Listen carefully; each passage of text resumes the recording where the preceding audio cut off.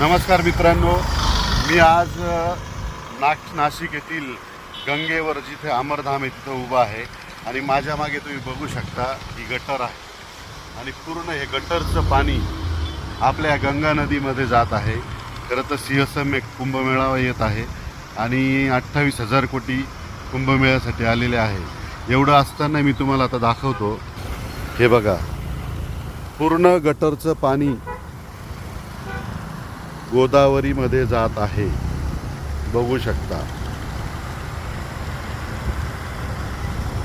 मी आता ज्या ठिकाणी उभा राहून हा व्हिडिओ बनवत आहे इथं अक्षरशः एवढा गलिच्छ वास येतोय, इथे उभं राहायची सुद्धा इच्छा। हे बघा, आणि अजून विशेष बघा, इथे तर गादी सुद्धा पडलेली। मला तरी वाटतं नाशिक महानगरपालिकेच्या अधिकाऱ्यांना ही गादी आपण गिफ्ट द्यायला पाहिजे, कारण करोडो रुपये खर्च करून जर नाशिक महानगरपालिकेची जर अशी अवस्था असेल आणि इथे सिंहस्थ कुंभमेळा येतो आहे, ही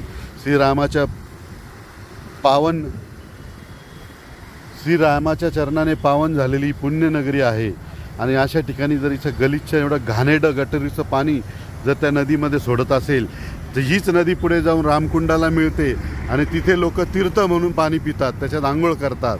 तर त्या भाविकांची काय अवस्था होत असेल तुम्हीच बघू शकता नाशिककरांनो। याच्यावर नक्कीच काहीतरी आवाज उठवणं गरजेचं आहे। धन्यवाद।